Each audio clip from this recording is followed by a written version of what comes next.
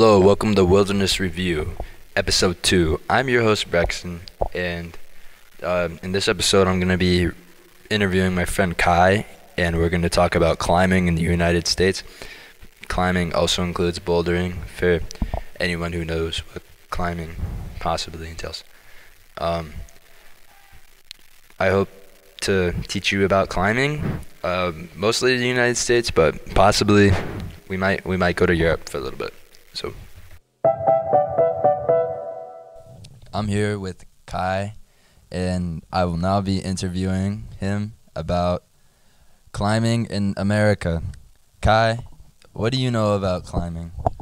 I know that it's a very dangerous hobby and also very fun, but there are a lot of different places around the country and world that you can go to climb and have very fun experiences. Do you have any climbing spots in mind for the future? Adirondacks, the gunks are a real popular area around here. Not many places within the state that you can climb. Most of the rock here is underground, but there it's real nice climbing. So, say you could go anywhere in the world or just the U.S., where would you go? For climbing, probably the Grand Canyon. That seems really nice. What's in the Grand Canyon? A lot of rocks. Good rocks. Very good rocks. How good? Very good. Okay, so, have you ever been climbing outdoors before?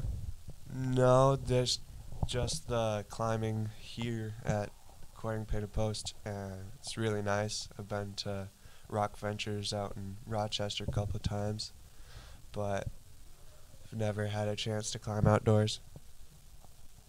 Would you go with friends, do you think, if you did go climbing outdoors, or are you free soloing? Yeah, I'd bring friends. Free soloing seems like people that are good at climbing. Do you think you ever will free solo? No. What do you know about Yosemite? Yosemite? Yosemite. There's El Capitan, the longest climbing route in the world, I think. Is it? How long does it take to climb El Capitan? 2 days or 3. But for Alex Honnold, it took less than 3 hours, right? And who is Alex Honnold? He's a free solo guy. They made that one movie about him. What was the movie called? Free solo. Yeah, I recommend you watch that, listeners, maybe. Yeah, listen to them. Who's your favorite climber? Magnus Midtbø, this Norwegian guy. What does he climb? Bouldering a lot. What is bouldering? It's a lot of like shorter route, but real technical stuff. And it's really hard. I tried it a couple of times. You have to have a brush, because then stuff's gonna get greasy, hard to climb, and takes a lot of strength. It's really hard. So, I imagine that our viewer may have seen someone climb before. Do you think you could tell them what chalk is and why climbers use chalk? Chalk is basically just to isn't it to clog your hand pores or something? It gets rid of sweat in your hands, so it's a lot easier to grab the rock and not slip away from it. And why would that be important, not slipping? Is grip really important in climbing? Very important. A lot of climbers have crazy huge forearms from all the grip strength that's needed in climbing. Do you train grip strength? Just for climbing, yeah. How do you train grip strength? Climbing. What do you do besides climbing to train grip strength? Do you train at home? I hang off the door things, overhangs.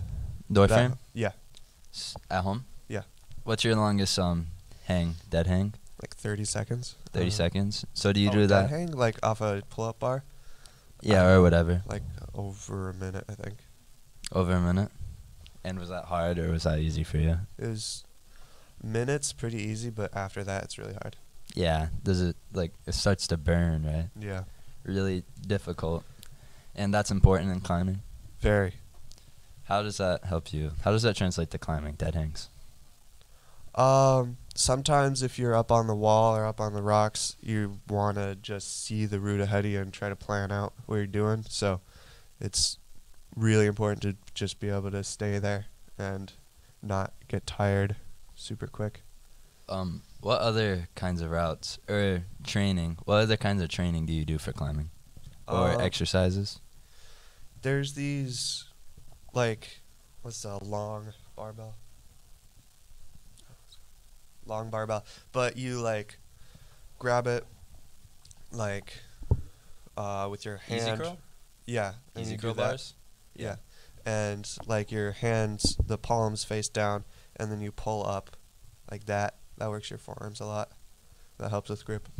And is forearms more important than, say, like biceps? Yeah, for climbing, yeah. What other muscles are important in climbing? Back and just all upper, core, upper body. Do you notice like the fatigue in your back and core when you climb, or? Yeah. Sometimes if I'm trying to do something hard, I can definitely feel a burn. And do you train all these muscle groups like forearms, back, core outside of school? Like, do you have a routine for when you train or no? No, I'm doing throwing, so like there's not really any extra time for me to work out except for the throwing workouts. So you incorporate climbing workouts with your throwing workouts? If I have time, yeah. Or does throwing translate well to climbing? It translates pretty well. There's a lot of upper body stuff. And upper body's important in climbing? Very, yes. Would you say more than lower body? Yeah. Don't So- see a lot of climbers with huge calves and quads. Yeah, unless they're hiking the trails to their mountains. Yeah. Maybe in like Patagonia on those long hike trails. 40-minute trail to get to your rock. Some of them are crazy. Like, a lot of climbing places sell boots just so you can get to the place and then start climbing. And they're like hundreds of dollars. It's insane. It's just boots. Literally just boots. Like muck boots. Yeah. Do you know like some of these places that? What places are you talking about? I think Mr. Fisher told me about some place in Pennsylvania. I don't remember where it is, but it's just some bouldering place, and you park, and it's like a 2-hour hike, and there's a bunch of rattlesnakes, and there's definitely some other places, but that's the first one I think of. Do you know where that was? Pennsylvania. I don't know. Somewhere's gave in me some- Pennsylvania? Yeah, he gave me something. Does Some he name. does he know a lot about climbing, Mr. Fisher? Yes, a lot. How'd you meet Mr. Fisher? Through the rock climbing club before schools on Monday, Wednesday, and Friday, sometimes Sunday. Do you recommend the rock climbing program, climbing club? It's a lot of fun. There's a lot of nice people there. Would you say that you look forwards to climbing real rocks in the future?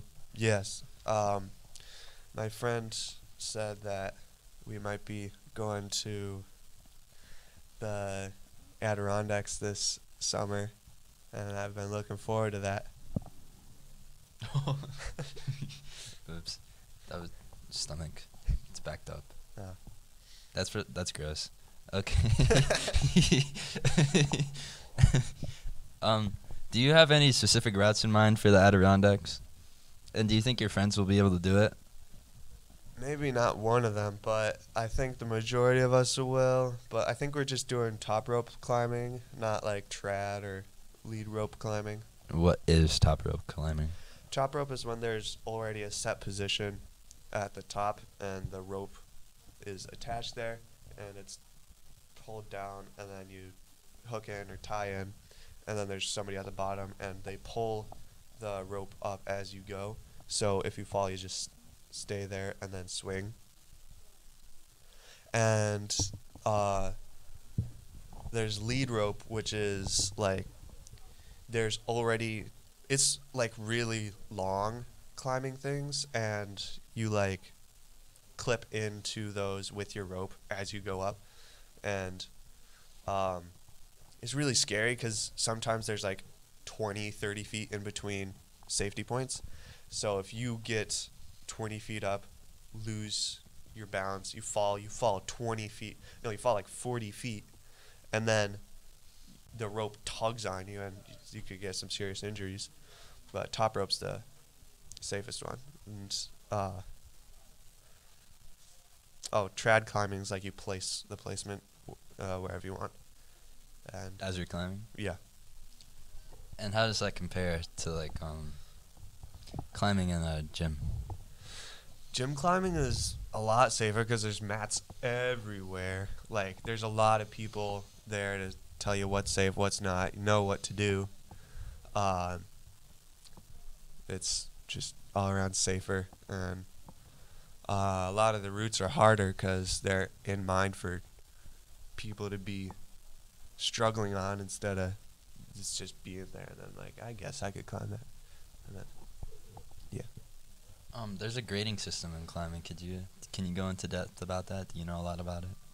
Just answer the last question. So in bouldering, there's the V scale, and that's the vermin scale. I learned about that. And there's like there's 0, really easy. 1, easy. 2, it gets harder, and then it goes up to like 17, which is insanely hard.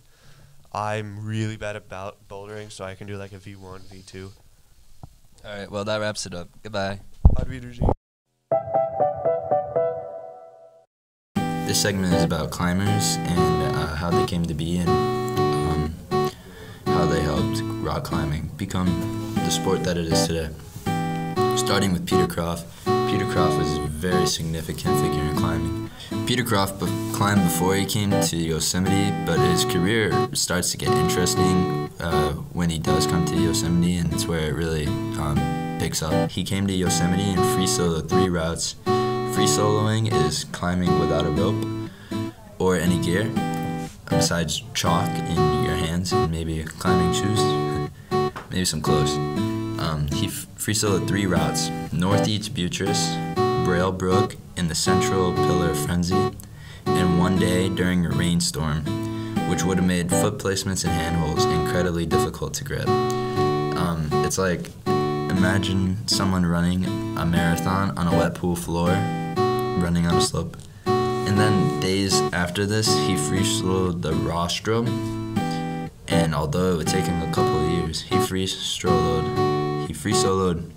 Astro. This route was created by John Long, who was also a significant climber. Long created the route used by Croft in his free solo.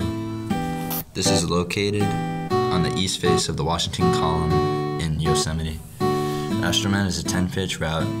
Pitches, you can just say that there are sections of the climb. Most climbers struggle with these pitches, with this route, even with a rope.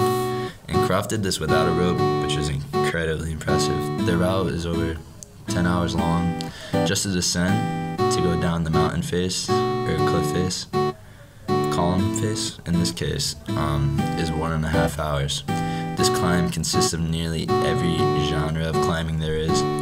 There are boulder problems, normal climbing, hand jams, chimneys, and crack climbing. He also soloed the rostrum, without a rope. An 800-foot climb that's graded 5.11c. This climb is a crack system with narrow cracks you have to stick your hands and feet into. The only thing keeping you from falling is pure strength from your forearms and fingers and foot placement. It's very skillful climbing. Croft would then go on to free solo both Astro and the rostrum in one day. Astro, as of today, have only been free soloed by 3 people. This really says something about Croft, not only as a climber, but a person and his mentality for climbing life. My next climber is also a free soloist. His name is Alex Honnold. Alex Honnold was inspired by Peter Croft as a young climber, and he looked up to him. He saw Croft as the epitome of success in climbing. In his college years, he would start to free solo simply because he couldn't find good partners.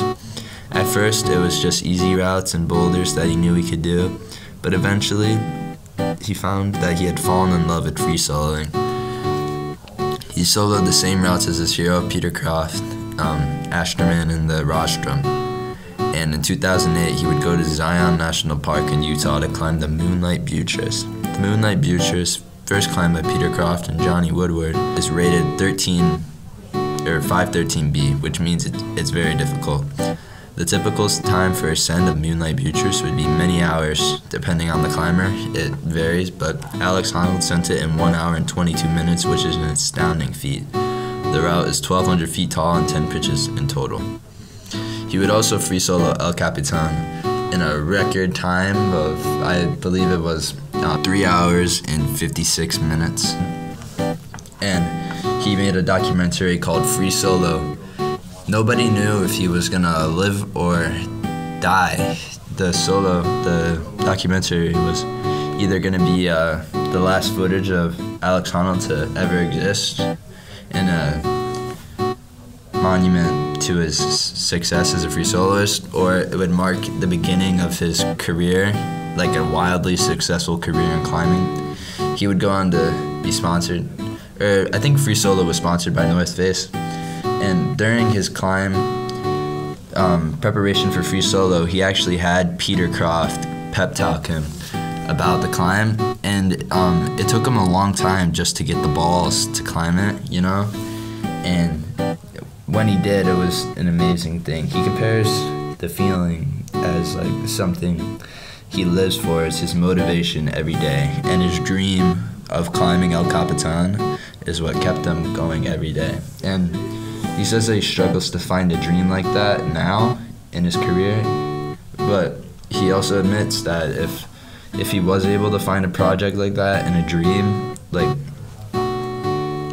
if we as humans were able to find a project like that after completing El Capitan, then we wouldn't really be humans, because we would just be machines moving on, and that's just not who we are as like people. So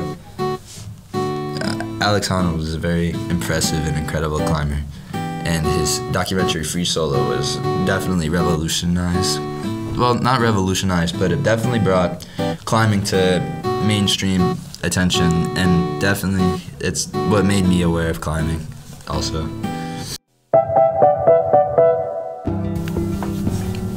My next climber is Chris Sharma.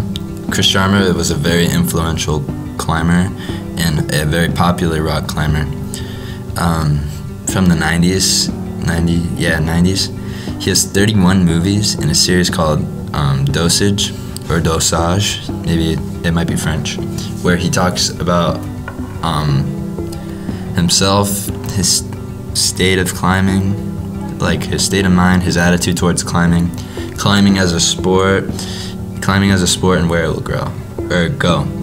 In Rock Ventures in Rochester, Chris Sharma actually dedicated a poster to the gym. He also made a film called Rampage, which is full of first ascents and inspiration. It's about a bunch of young kids climbing in California, fresh out of high school. Chris Sharma was 18 in this film. He goes around climbing whatever he sees with his friends, and in 1997, he went to a competition where he won $9,000 at the age of 18. This was during Rampage. Sharma is a very strong and skilled climber. And his friends, who he filmed the movie with, one of them being Obi Carrion, they were very good climbers. Obi Carrion retired from climbing as he found it too straining, like mentally, and he went on to coaching. But this transitions to our next climber very well, because Carrion would go to be her coach, and she would be one of the best female climbers to date. And her name was Ashima Shirahashi. Ashima Shirahashi was a childhood prodigy and had been climbing since the age of 6 years old. At the age of 8, she was able to send a V10 grade climb, which is very difficult for anybody. I believe it was a boulder, and considering she was just 8 years old, it made her feat even more remarkable.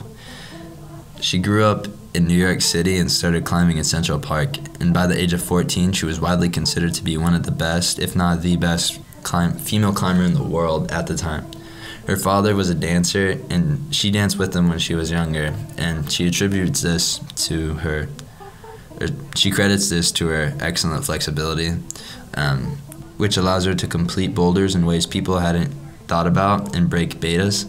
She considers climbing in some aspects to be like a dance, and she is a 5-time Youth Nation champion, the first female climber to ever climb 5.15A, as well as the youngest.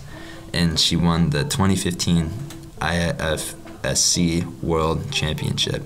She has completed multiple first ascents. In her youth, she competed against adult women and won against them as well. She is undoubtedly a very talented and gifted climber, and her career reflects that.